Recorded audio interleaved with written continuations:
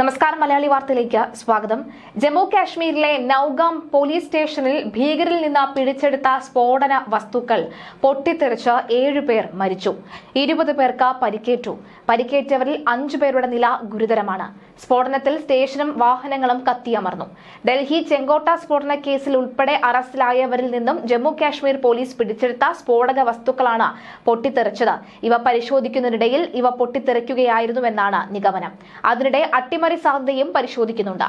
വിവിധതരം റിപ്പോർട്ടുകളാണ് പുറത്തുവരുന്നത്. അമോണിയം നൈട്രേറ്റ് ഉൾപ്പെടെ ഇവിടെ സൂക്ഷിച്ചിരുന്നു. തഹസിൽദാർ അടക്കം ഉദ്യോഗസ്ഥരും സ്റ്റേഷനിൽ ഉണ്ടായിരുന്നു. വെള്ളിയാഴ്ച രാത്രിയോടെയാണ് സംഭവം നടന്നത്. പോലീസും ഫോറൻസിക് സയൻസ് ലബോറട്ടറിയിലെ സംഘവുമാണ് പരിശോധന നടത്തിയത്. സ്ഫോടനത്തിൽ സമീപത്തുള്ള കെട്ടിടങ്ങൾക്കും സാരമായ കേടുപാടുകൾ സംഭവിച്ചിട്ടുണ്ട്. പരിക്കേറ്റവരെ ഇന്ത്യൻ ആർമിയുടെ 92 ബേസ് ആശുപത്രിയിലും ഷെർ-ഇ-കശ്മീർ ഇൻസ്റ്റിറ്റ്യൂട്ട് ഓഫ് മെഡിക്കൽ സയൻസിലും പ്രവേശിപ്പിച്ചു. ജമ്മു കാശ്മീരിലെ നൌഗാം പോലീസ് സ്റ്റേഷനിലെ സ്ഫോടനത്തിൽ മരണസംഖ്യ ഉയരാൻ സാധ്യതയുണ്ടെന്നാണ് ഉദ്യോഗസ്ഥർ പറയുന്നത്. വൈറ്റ് കോളർ തീവ്രവാദ മൊഡ്യൂൾ കേസിലെ അന്വേഷണത്തിനിടെ ഹരിയാനയിലെ ഫരീദാബാദിലെ ഒരു ഡോക്ടറുടെ വാടക വീട്ടിൽ നിന്നും പിടിച്ചെടുത്ത ammonium nitrate, potassium nitrate, sulphur തുടങ്ങിയ രാസവസ്തുക്കളാണ് ഇവിടെ ഉണ്ടായിരുന്നത്. പിടിച്ചെടുത്ത 360 കിലോഗ്രാം സ്ഫോടക വസ്തുക്കളിൽ ഭൂരിഭാഗവും ഈ പോലീസ് സ്റ്റേഷനിലാണ് സൂക്ഷിച്ചിരുന്നത്. വൻ സ്ഫോടനമാണ് ഉണ്ടായതെന്നാണ് റിപ്പോർട്ടിൽ പറയുന്നത്. സംഭവ സ്ഥലത്ത് നിന്ന് 300 അടി അകലെ വരെ ശരീരഭാഗങ്ങൾ കണ്ടെത്തി.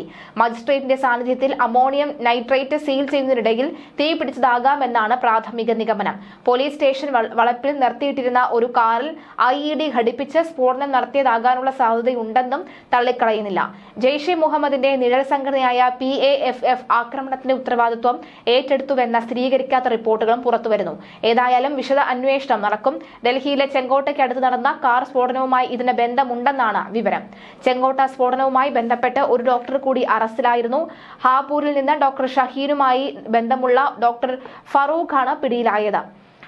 അതുമാത്രമല്ല, അൽഫല സർവകലാശാലയിലെ 4 പേരും പിടിയിലായിട്ടുണ്ട്. ഹാപൂരിലും നുഹുവിലും പരിശോധന തുടരുകയാണ്. തുർക്കിയിൽ പോയ ഡോക്ടർക്കായും അന്വേഷണം ഊർജിതമാക്കിയിട്ടുണ്ട്. ഡോക്ടർ ഷഹീൻ ഷെയ്ദ് മുഹമ്മദ് ഭീകര സംഘടനയിലെ ഉന്നതരുമായി ബന്ധപ്പെട്ടിരുന്നതായും അന്വേഷണ ഏജൻസികൾ കണ്ടെത്തിയിരുന്നു. പ്രത്യേകിച്ചും ജെയ്ഷെ മുഹമ്മദ് തലവൻ മസൂദ് അസറിന്റെ അനന്തരവന്റെ ഭാര്യ അഫിറ ബീവിയുമായി ഡോക്ടർ ഷഹീൻ അടുത്ത ബന്ധമുണ്ടെന്നാണ് പുറത്തുവരുന്ന റിപ്പോർട്ടുകൾ. ജെയ്ഷിന്റെ വനിതാ വിഭാഗമായ ജമാഅത്ത് ഉൽ മൊമിനാന്റെ ഇന്ത്യൻ വിഭാഗം രൂപീകരിക്കാനുള്ള ചുമതല ഡോക്ടർ ഷഹീൻ ആയിരുന്നുവെന്ന് നേരത്തെ റിപ്പോർട്ടുകൾ പുറത്തു വന്നിരുന്നു. അറസ്റ്റിലായ ഫരീദാബാദ് അൽഫല സർവകലാശാലയിലെ ഡോക്ടർ അദിലിന്റെ സഹോദരൻ മുസഫറിനും പാക് ബന്ധമുണ്ട് എന്ന റിപ്പോർട്ടുണ്ട്. ഡോക്ടർ ആദിൽ അറസ്റ്റിലായിരുന്നതിന് പിന്നാലെ മുസഫർ അഫ്ഗാനിസ്ഥാനിലേക്ക് കടന്നു കളഞ്ഞതായും റിപ്പോർട്ടുണ്ട്. ഇയാൾക്കായി ജമ്മു കാശ്മീർ പോലീസ് ഇന്റർപോളിനെ സമീപിച്ചിരിക്കുകയാണ്. മുസഫറിനായി റെഡ് കോർണർ നോട്ടീസ് പുറപ്പെടുവിച്ചേക്കുമെന്നാണ് സൂചന.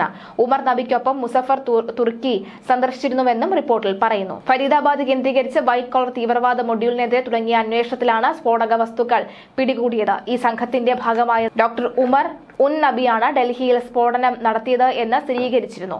ഒക്ടോബർ പകുതിയോടെ നൌഗാമിൽ ഭീഷണി പോസ്റ്ററുകളുടെ പ്രത്യക്ഷപ്പെട്ടതിനെ തുടർന്ന് ആരംഭിച്ച അന്വേഷണമാണ് ഈ തീവ്രവാദ മൊഡ്യൂളിലേക്ക് എത്തിച്ചത്.